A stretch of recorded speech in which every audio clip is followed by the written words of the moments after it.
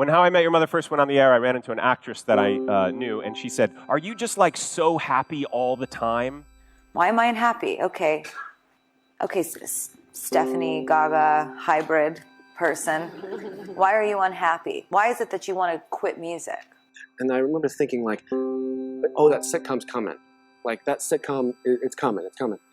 And when I got it, I mean, I won't say it was a depression, but you kind of go through a disappointment because that fame or that thing didn't satisfy the way you thought it was going to satisfy. I had bought into the not uncommon notion that when I taste success, when I get over there, then I'll be happy. But the strangest thing happened. As the show got more successful, I got more depressed. Had everything a man could want, even then. I was a millionaire. I had beautiful women in my life.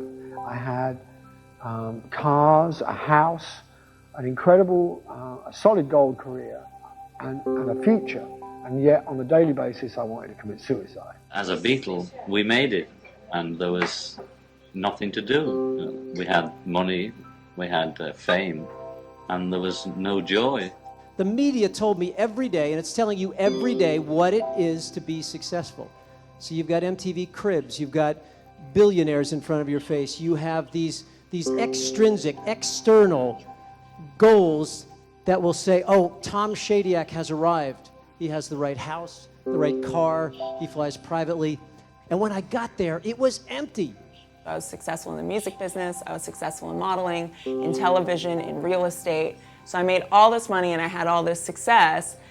And here I was going, okay, I still don't feel any different. We are told that if we're beautiful, if we're skinny, if we're successful, famous, if we fit in, if everyone loves us, that we'll be happy. But that's not entirely true.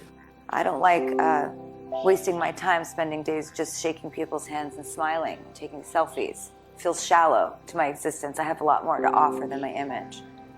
I don't like being used to make people money. I feel sad when I'm overworked and that I just become a money-making machine and that my passion and my creativity take a back seat. That makes me unhappy.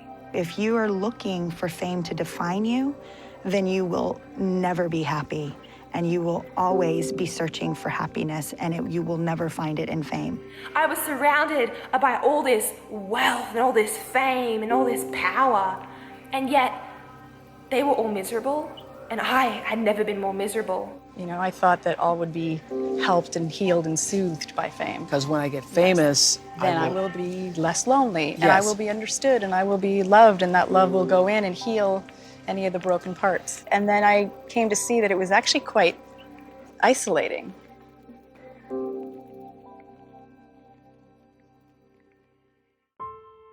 The most important journey I think all of us will go through is the journey in ourselves, to find our truth, to find who we are and what makes us happy. I saw that if I wanted to live with myself, I was going to have to work on myself.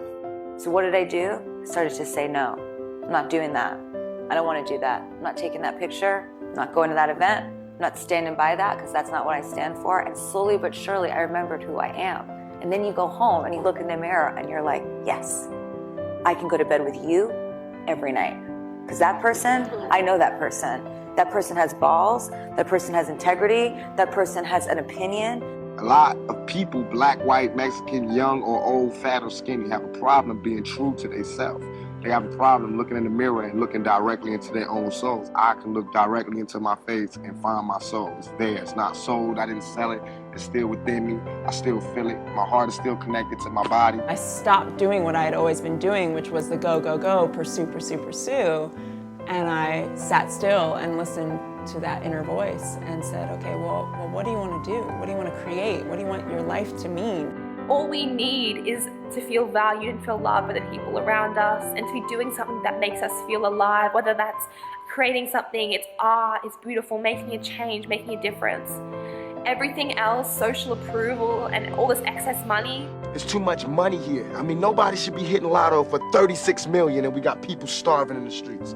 That is not idealistic, that's just real. That is just stupid. There's no way Michael Jackson should have, or whoever Jackson, should have $1 million, $1 billion, and then there's people starving. There's no way. I would prefer a culture that didn't celebrate, exacerbate, stimulate the most negative aspects of our species, inculcate them, reward them financially, till we get to a kind of a cultural hysteria where we're destroying the planet. I don't believe we're these miserable animals wired to maximize self-interest. I think that actually goes against our nature and causes us a lot of pain. Darwin mentioned the word love 95 times in The Descent of Man. He mentioned survival of the fittest twice. I went through 50 years of my life on Earth before I heard that. That's insane. And I believe it comes from a culture that is humming on an insane philosophy. Got to keep everybody separate. We got to compete against each other. We got to, whoever gets the winner gets the toys and the spoils. I believe you guys are in a culture that is depressing your authenticity, your creativity. It's pitting you against each other, and it's up to you guys to birth a new culture. So, yes, it is your world, folks. It is your world coming.